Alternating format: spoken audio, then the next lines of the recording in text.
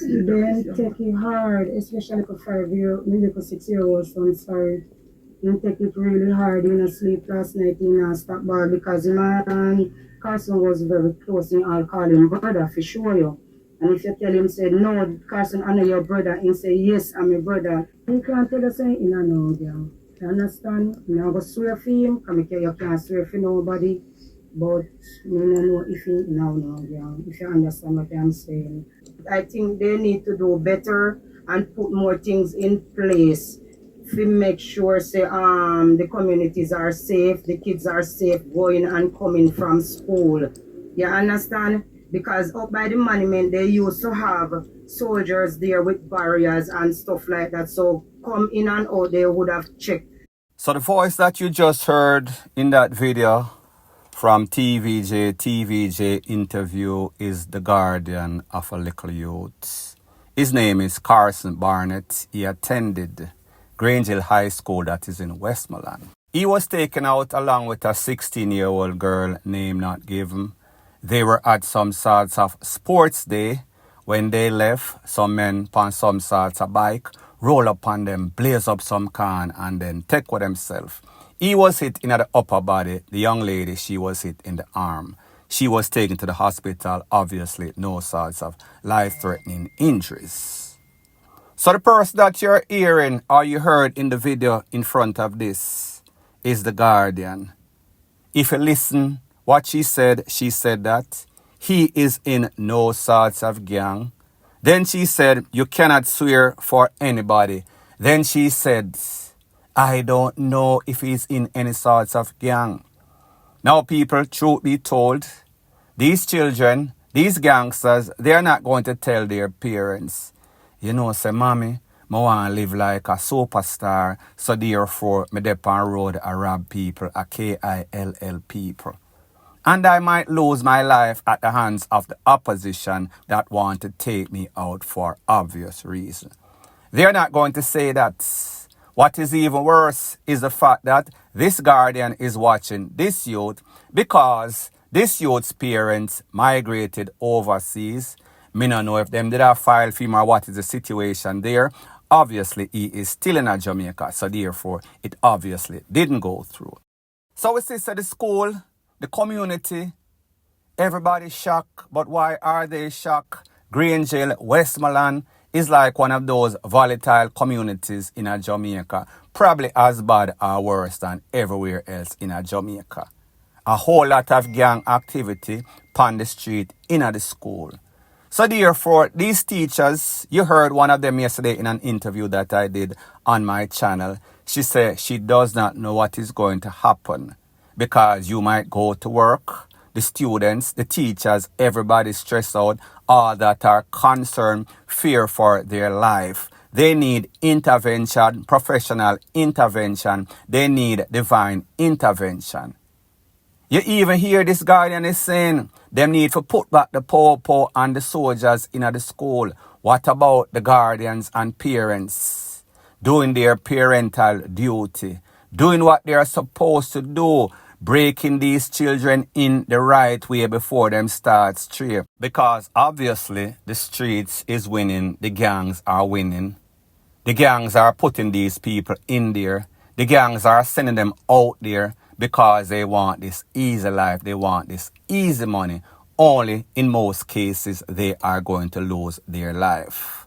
So everybody in the school community, school after lockdown, yes, the school was open. However, there was no sorts of class. People are wonder and a ponder, where do we go from here? Because people, you know that after this incident, there are going to be many other incidents because the truth and the fact is that the persons that are tasked to keep us safe and secure, the JSF and our Prime Minister, are our leaders, they are lost, dazed and confused. So therefore, we're always going to lose more youths just like this, point blank and period. Now, the next thing that is popping in the news is that we see that CTAC, Special Ops, JCF, they're on a eradication campaign to cleanse Spanish Town of all the dons, all the menace to society, all of the crime producers. In about 24 hours or so, they took away 3 persons. termite, Chups, and a person known as Button Eye. When it comes to Chups and termite, we know their reputation, notorious dons, notorious gunmen. But the third person, nobody really knows anything about him. His name is Joseph Campbell, OC Button Eye. Now, there are two polar different accounts from the parents, from the residents in the era, versus that of the Popo. Indicom is investigating. Based on what the Popo said, they went to the era. Upon reaching the era, some men engaged them in some sorts of pie outs.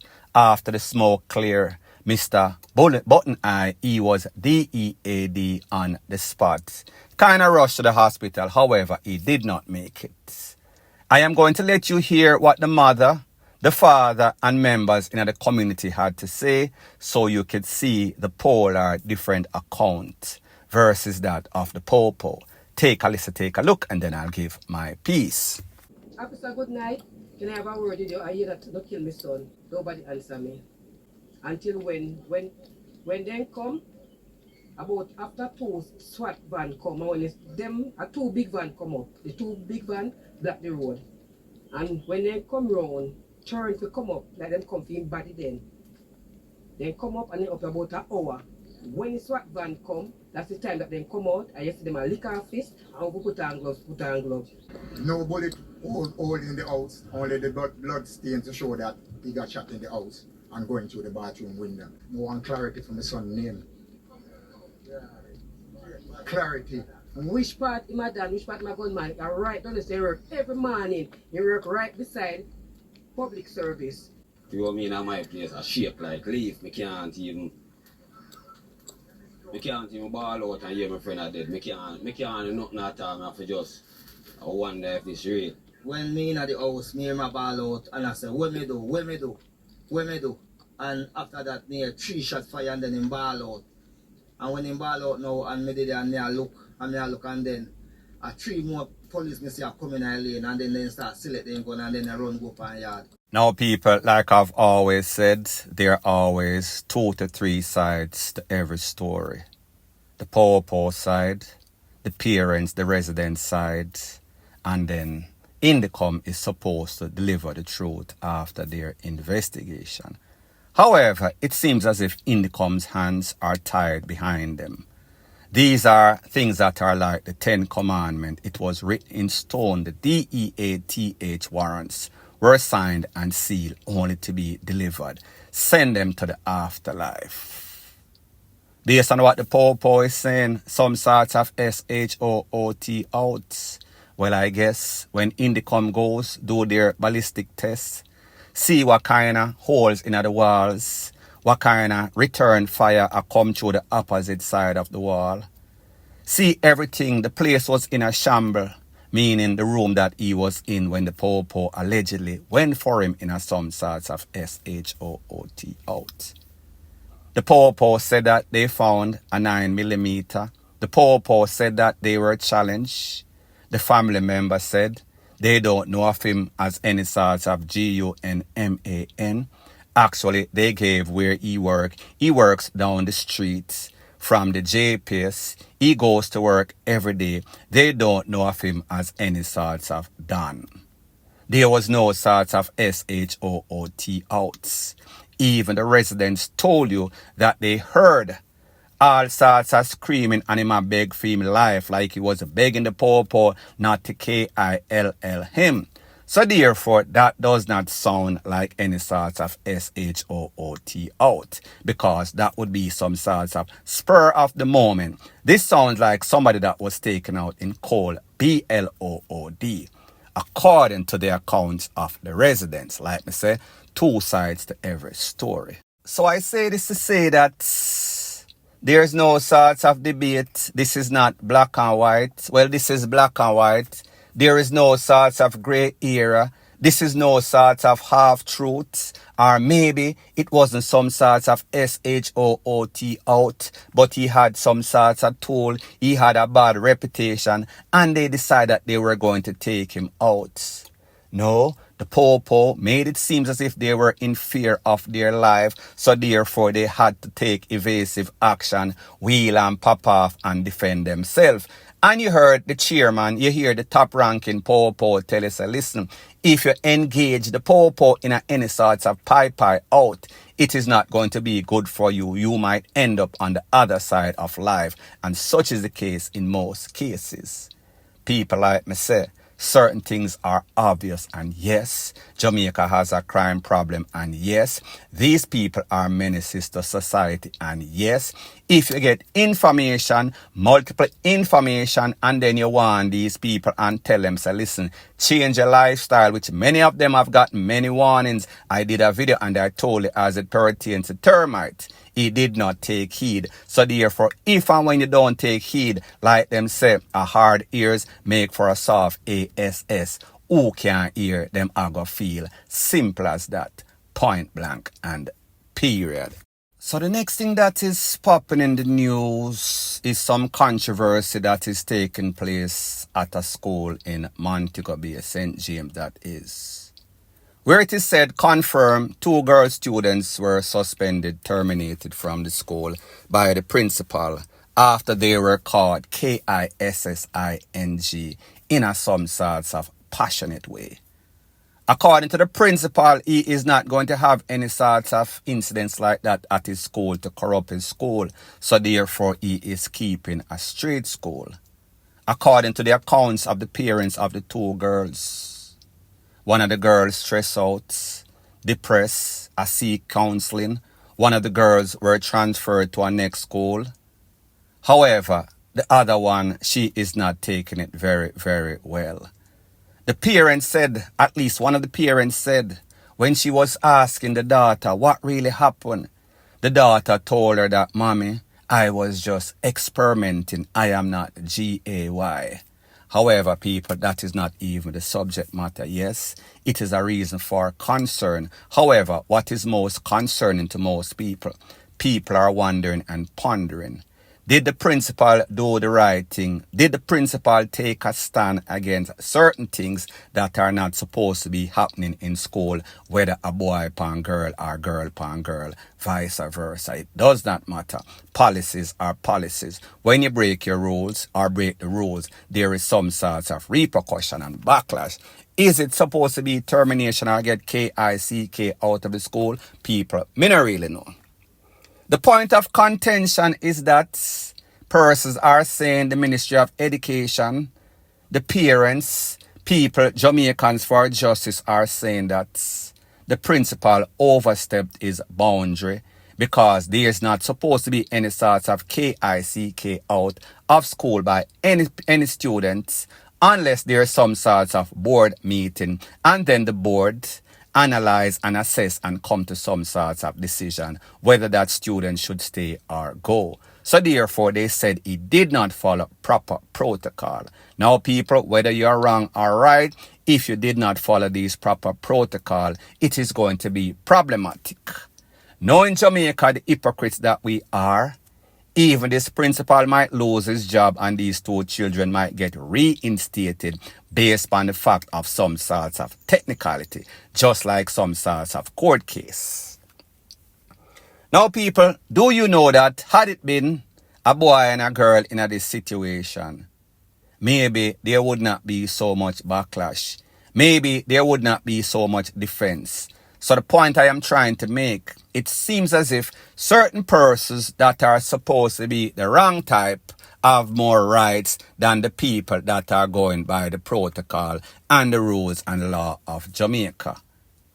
It seems as if this agenda that is out there, whether you're a conspiracy theorist or not, something is quite obvious that something is wrong. These people always get proper representation. These people, the people that they have backing them and defending them, whether it is right or not, it seems as if they wield more power than the ordinary people. So therefore, the ordinary people do not get the representation, do not get the defense that they need. So I am saying this to say that, yes, if the principal went above and beyond his job or his job description and he did not follow the protocol, yes, the proper protocols are supposed to be followed. Rules are rules. However, when we have these children in our school acting as if the schools are some sorts of penal institution or some sorts of PORN hub, it is problematic for learning. It is problematic for the other children. They become a menace to society. So therefore, to stop this problem, we need the parents to do their parental guidance and make sure so them guide these youth. So therefore, other children are not subjected to this in any matter. If a boy and girl are girl and girl are boy pan boy. Point blank and period. Now, the next thing that is popping in the news is a story about a man, government named Minot, known in the street as YOYO. This is the picture that you see on the screen. YOYO lost his life a couple of Fridays ago.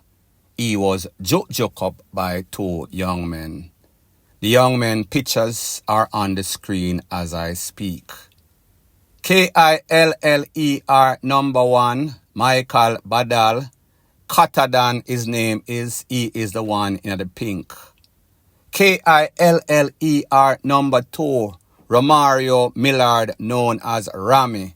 He is the one that is in the thumb. Based on the information, it is said that YOYO, Mr. Minot, used to spar with the grandfather of one of these youths.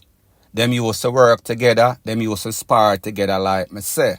However, one day, the grandfather got missing. Don't know where they got it in their head that YOYO, who is a good friend, known each other for a couple of decades, is the one that is responsible for the grandfather, the elderly man, losing his life. People, me don't know if they make it up in them head or them just a say. During the process of elimination, it has to be YOYO. Could not be anybody else that is responsible for the grandfather losing their life. Based on the information, it is said that they went to his house. They asked a young youth to call him out. When him come out, him tell him say him kind of busy, him soon come. So therefore, him get ready and him go outside the house. When he went where the two KILLERS were, they were playing domino, so he joined them. When he joined them, he ordered a drink.